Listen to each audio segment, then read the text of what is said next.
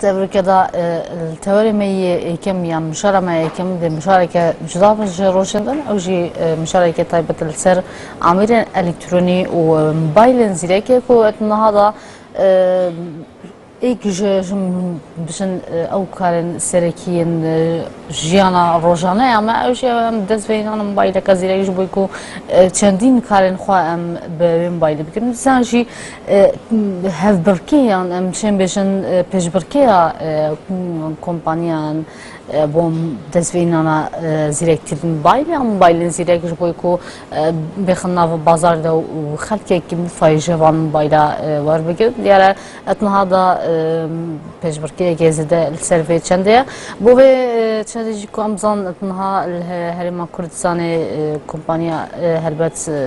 ویکای رادبن امزان کمپانیا ویکای رابی و موبایل کزیره بزبینای بوی چنده مفانداریا لاو عبدالرحمن عرب برای کارگری کمپانیا سی کریال استودیو زور بخیر بمن باش بخیر بخیر معنی آب بخیر کلا با یکم جر لسر موبایل زیرک قصبتن لایستا که کمپانیا کان زور پیش برکی لسر بدستینا موبایل زیرک کم بیخنا بازار و خلق استفاده لبکیان هم با کمپانیا که هم با خلقیش تا چند استفاده هردسان لایستا پیش برکی که چون النوان کمپانیا کانا آیا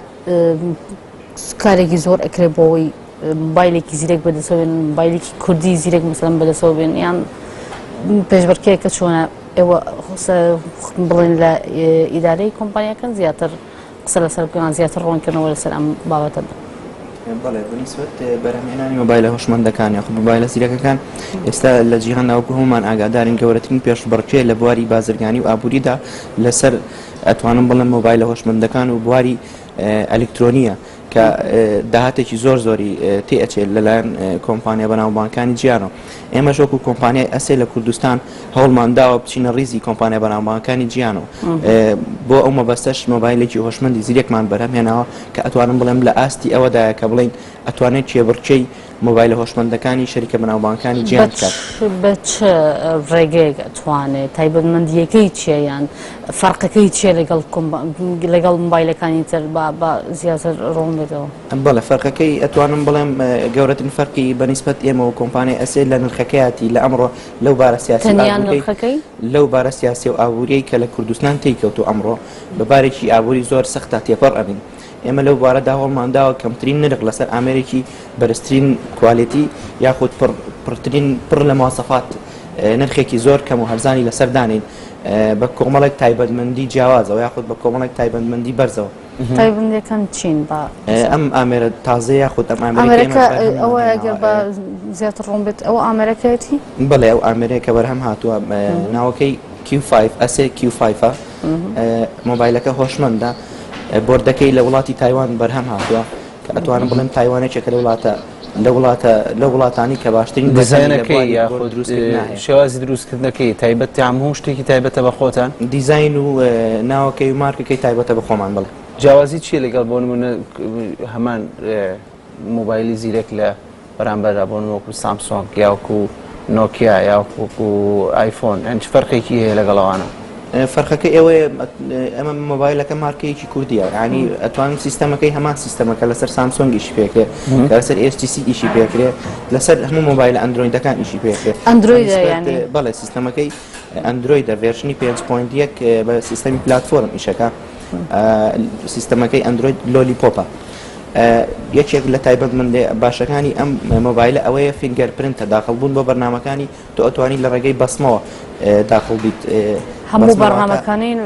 لە ڕێگەی بەسمەوە ئەتوانی داخلبوونی بەرنامەکانی لە ڕێگەی بەسمەوە لۆگ ئۆنەکەی فینگەر پرنتە بێجگە لەمە مواصفاتێکی تری مواصفاتێکی گرنگ لە مۆبایلەکە کە هەبێ ئەوەیە شاشەکەی 5 ئینجە بە کوالێتێکی بەرز لە وڵاتی یابان بەرهەم هاتووە کامێرای پشتەوەی 13 مێگاپیکسڵە ئەویش لەلایەن کۆمپانیای سۆنیەوە بۆی بەرهەم هاتووە کامێرای پشتەوەی 13 مێگاپیکسڵە کامێرای پێشەوەشی 5 مێگاپیکسڵە لەلایەن کۆمپانیای سۆنی بۆی بەرهەم هاتووە ئەوەی کە زۆر گرنگە لای من حەزەکەم ئاماژەی پێ بکەم قەبارەکەیەتی کە تەنها 6.4 میلیمە کە تەنکێکی بە هاندەکە بەخشی و شێوەیەکی زۆر ڕێک و پێک و جوانی هەیە هەروەها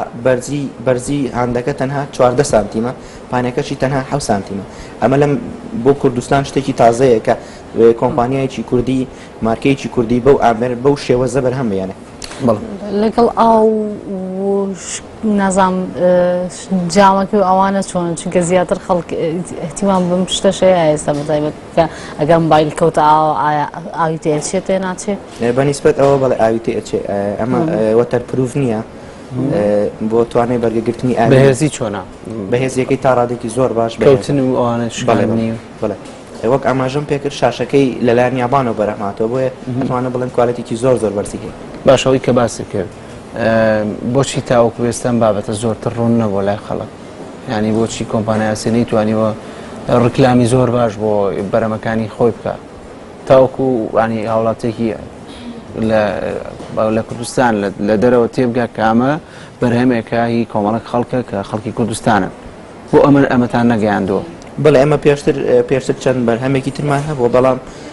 وەک خۆشت ئاگاداری هەر کۆمپانیای کە دەسەکا بە کارکردن ئەوێ بە تەجروبە و بە هەموو فلتەرەکانە بڕوە تا ئاگاتە ئاستی ئەوەی بتوانێت مۆبایلێک بەرهەم بێنێت ڕکابەری کۆمپانیەکانی تری پێ بکە ئێمە پێشتر چەند بەرهەمێکمان هەبووە لە کەمترین نرخەوە دەستی پێ کردووە کە لە $15 دەست پێەکە تا بەرزترین نرخی ئەمڕۆی کە $185 بەڵام ئەوەی کە گرنگە لای ئەم ئامێرەمان توانای ئەوەی هەیە ڕکابەری لەگەڵ ئامێرەکانی ترا بکە وەکو کۆمپانیەکانی سامسۆنگ یاخود STC یاخود نۆکیا بەنسبەت ڕیکلامیشەوە ئێمە ڕیکلامێکی باشمان بۆ کردووە و ئیشاءالله لە داهاتوودا ڕیکلامێکی باشیش بۆکەن شتێکمان بیر نەچێت کە حەزەکەم ئاماژەی پێ بکەم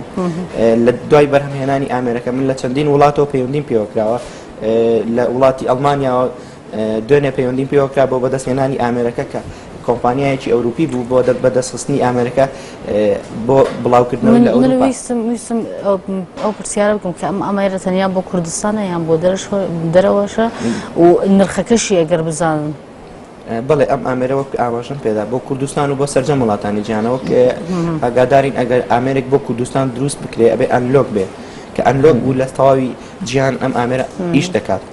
وەک ئاماژەم پێکرد لە وڵاتی ئەڵمانیا پەیوەندیان پێوەکردم بۆ بەدەستخستنی ئەم ئامێرەکە کۆمپانیایەک بوو لقی هەبوو لە وڵاتی پرتوگال لە ئیسپانیا لە ئەڵمانیا دوێنێ پەیوەندی پێوەکردم ئینشاءالله بە زووترین کات دەگەینە وڵاتی ئەوروپا باش ئێمە ئەتوانن مۆبایلێکە زیاتر ببین بەس بەڵێ ئەم ئامێرە ئەمە شقەکەیەتی سیستەمی ئیشپێکردنەکەی ئەندرۆیدە مەڵێ مەشتەنچی مۆبایلەکەیە کە ئەتوانم بڵێم شتێکی زۆر ڕێک و پێک و زۆر باش بەرهەم هاتووە بەڵێ زۆر سپاس بۆ کاکە لاو عەبدوڕەحمان بەڕێوەبەری کارگێڕی کۆمپانیای ئەسیە بەیوای سەرکەوتنتان بەڵێ بەڕێزان ئەو چانێکی کورد وەردەگرین و لەگەڵتان بەردەوام بێت